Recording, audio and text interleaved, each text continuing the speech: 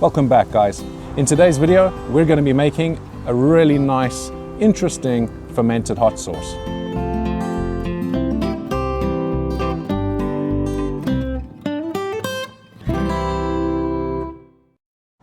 Last season I grew white butcherlokias because I was thinking of making a white hot sauce, but it didn't really work out the way I planned, and honestly I think a white hot sauce would look a bit strange. But this year we're doing something similar, but I think it'll be a lot more interesting. We're going to be making an orange hot sauce. So what we have here is, let's go from this side. Over here, these are probably, I'd say, probably the hottest. I don't know, we'll see.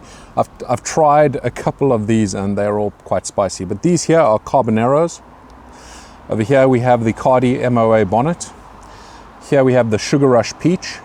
Don't let that name fool you, because my goodness, I tried one of these yesterday and it is damn hot. It's got such a sweet flavor, really nice flavor, but then it just hits you. It's very spicy. And then just to add a bit more bulk into this and also cool it down just a little bit, we're adding in some sweet peppers. So here, this is one of my sweet bananas. Managed to get one that was orange, so won't mess with the colors here. Unfortunately, we have got a red one here. This is the Ramiro, but I don't think it'll be a problem. I think all it will do is make it a little bit richer, the color, once this comes through. Some other things we're going to add. We have over here garlic. I love adding garlic into these hot sauces. We have some cardamom pods. These are really strong. We'll see how many I use when we actually put this all together. And over here we have fennel seeds. So I'm just going to get these out the way because the wind is blowing today and I don't want this to blow all over the place. So I'm just going to put this into our pestle and mortar.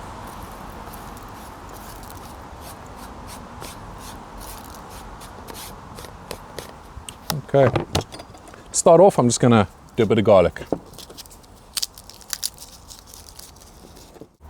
So there we have 5 cloves of garlic. I'm going to give them a bit of a crush. We're not going to chop them up or anything, but just going to crush them a bit with the knife. And that is going to go straight into our fermenting jar.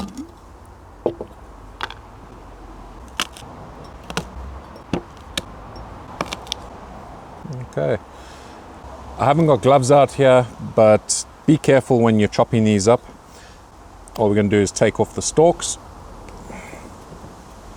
and just chop them roughly chopped, trying not to get any of the juices on my fingers.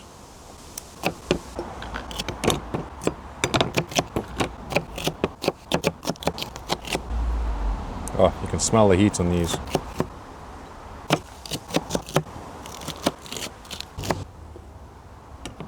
So before we add the sweet peppers, I'm going to just crush these up. It's about half a teaspoon of fennel and 4 cardamom pods. So I'm just going to crush that up a bit. And I'm going to try and get this in here without it blowing away.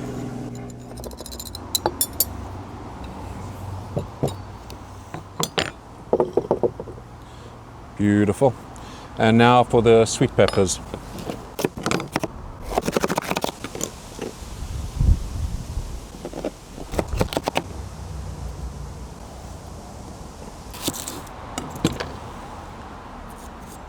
Peel off the outer layer, and then we use the inner layer. Just need to pop that out. There we go. We'll use that in just a sec. I'm going to put that to one side just for the moment, and we're going to make up our brine. So we're going to be using, this jug here is I think a litre. I'm probably going to fit in about half a litre of the brine, but let's make that up. I'm going to do a 2% brine like I always do. We'll make this up to a litre and see what we need. So that's a litre. A 2% brine will be about 20 grams of salt.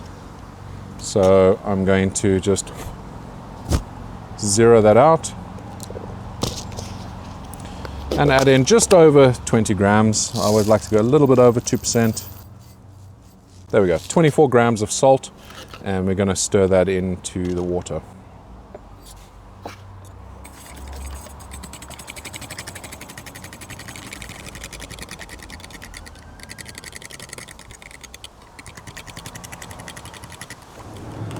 So now we just need to pour the brine in there, and we're almost done.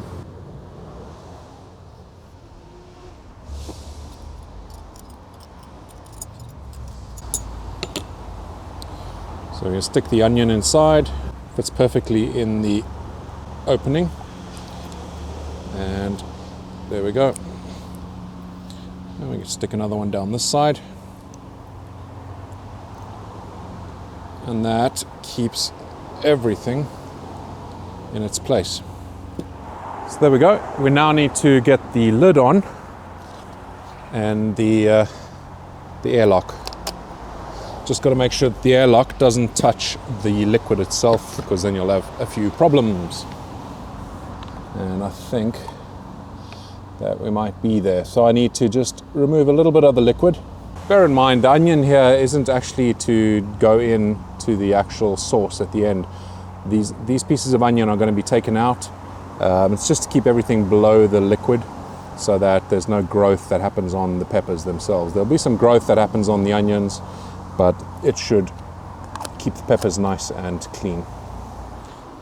So let's get the airlock in here. Just make sure that the bottom of the airlock doesn't touch the liquid at the bottom here, because you will have problems if that happens. The liquid will actually push up into this and makes a bit of a mess. So there we go.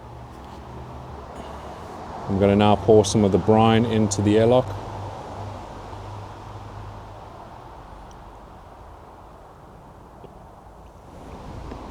There we go, that'll be more than enough. Seal it back up. That there is almost ready to go into the fermenting fridge. Just one last thing to do, and that is get a label on it. So we're going to stick this now inside the fermenting fridge, and we'll come back to check on it in a couple of days. It's been a day since we've put these peppers into the fermentator. So we can see there, this is looking very good. It's only been a day, but already it has started fermenting. We can see the bubbler is pushing air up through there, and there's this pressure that's causing the bubbles to happen over there. So I'm happy with that. We'll come back to that in about a week's time and see how it's getting on.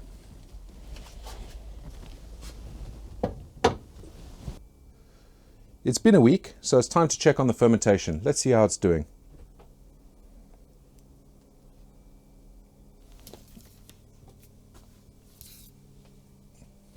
That's looking good. We can see the bubbles rising there.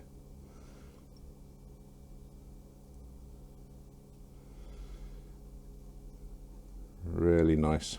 And you can also see the pressure here pushing the bubbles up through the bubbler, getting rid of the CO2 that's getting emitted from the sauce. Really happy with that. Look at the cloudiness at the bottom there. Okay, so we're going to put that back in. It's been over a month now since we started the sauce, so it's time to go and check on it. Let's have a look in the fermentator and see how it's doing. This is looking really healthy. I'm happy with how it's turned out. Let's get it back to the kitchen. So there we go, we have our lovely sauce. Let's open it up and see what it looks like.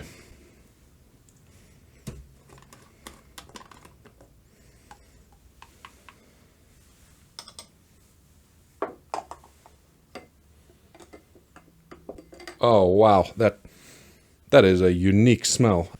Ooh, how do I describe that? Oh, the cardamom, I think, has done a great job. I think all these flavors coming together, this is going to be a really good sauce. So let's have a look inside here. You can see the onion is sticking out above the brine, and there's nothing on there. There's no mold, there's no green stuff, there's no black stuff, there's nothing that looks bad at all. That onion is perfectly edible. I'm not going to be adding that to the sauce. This will just be discarded.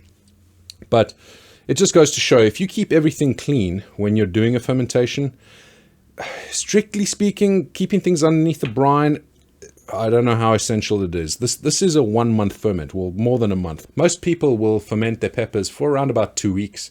I generally do a bit longer than that, but I have got some that I do for 2 weeks. And we can see in this example, looks perfectly healthy. I haven't kept it all underneath the brine. So let's start with the next part of this. Ultimately, I want to check what the pH level of this is going to be. I'm guessing we're looking at about 4.2 to 4.4, but we'll be able to test properly once we blend this up.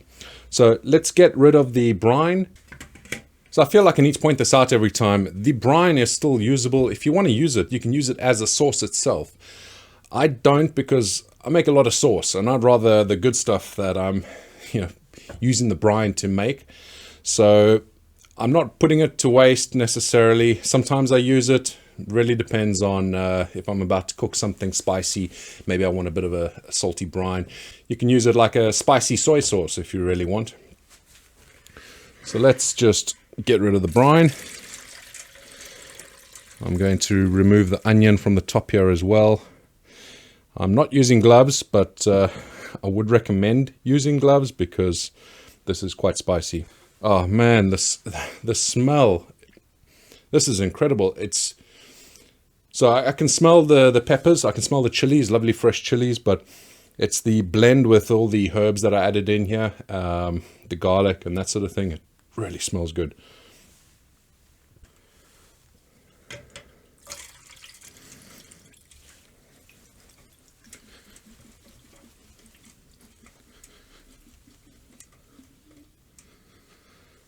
And there we go. Have a look at that. That is awesome. That is looking really good. Wow. It's got to be one of the nicest smelling sauces I think I've made. So fragrant, really good. So enough of making you guys jealous. Let's move on to the next part. We're going to be using this blender here. I'm really loving this thing. Just a blender that I've got, a Ninja blender. I'm going to stick it all into the jar over here, these peppers, and we will start with the blending.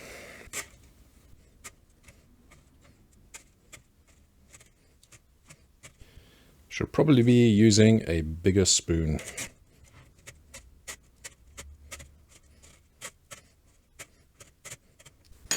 Okay, let's give this a blend and test what the pH is. Basically, I'm testing for pH because I want to see if I need to add any vinegar to this. I'm hoping not. We're going to test the pH, and if it comes under 4.6, then we'll leave it as is.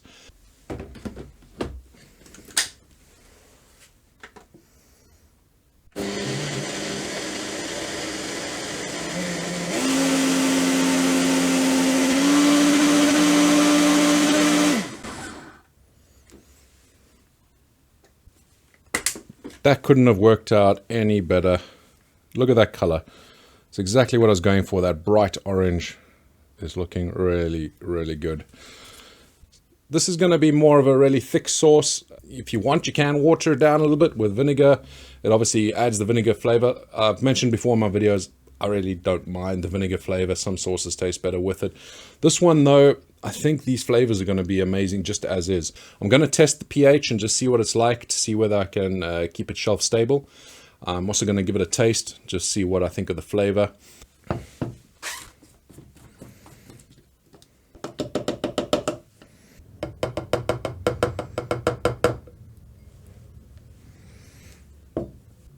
Have a look at that sauce. That looks incredible. Not going to take too much because this is going to be quite spicy.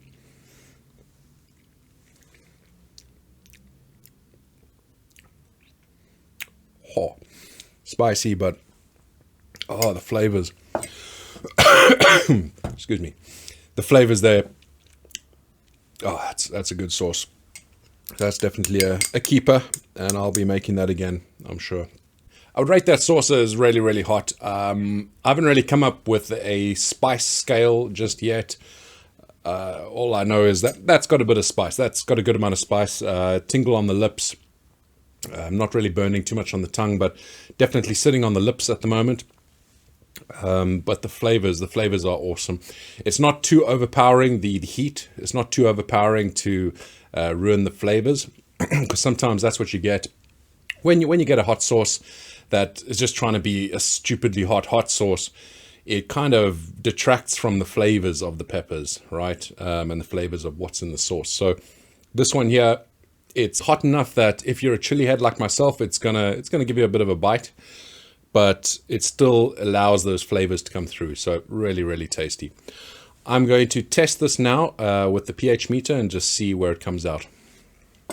So this is my pH meter. I can put this straight into the sauce itself. I'm just gonna give it a bit of a mix. I have calibrated this, so let's have a look at what we have.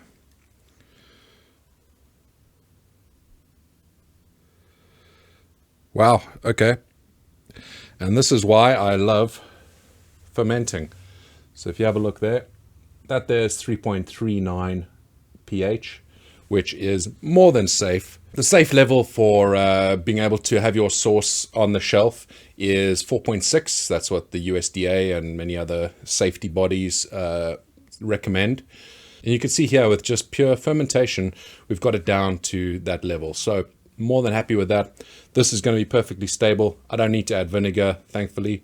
And we've got a fantastic sauce that can be left out on the shelf.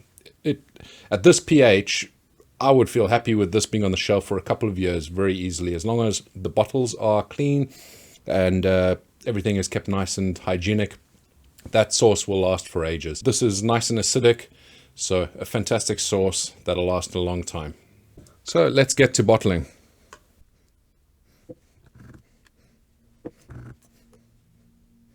I'm really happy with the color here. It's exactly what I had in mind for this video. Not the best funnel to be using. All we need to do now is put a label on it.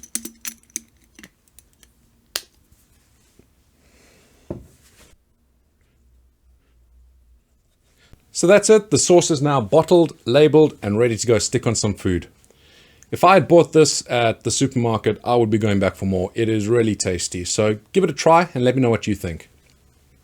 That's it for this video. Thank you so much for watching. And don't forget to subscribe if you haven't yet, and put that bell icon on. Make sure that you get alerted when I do release a new video. I'm trying to get into more of a rhythm of when I release videos so that it comes more regularly. I'm still trying to figure out what the schedule will be, but I'll let you know as soon as I've figured that bit out. So thank you again for watching, and we'll see you again on the next video. Bye bye for now.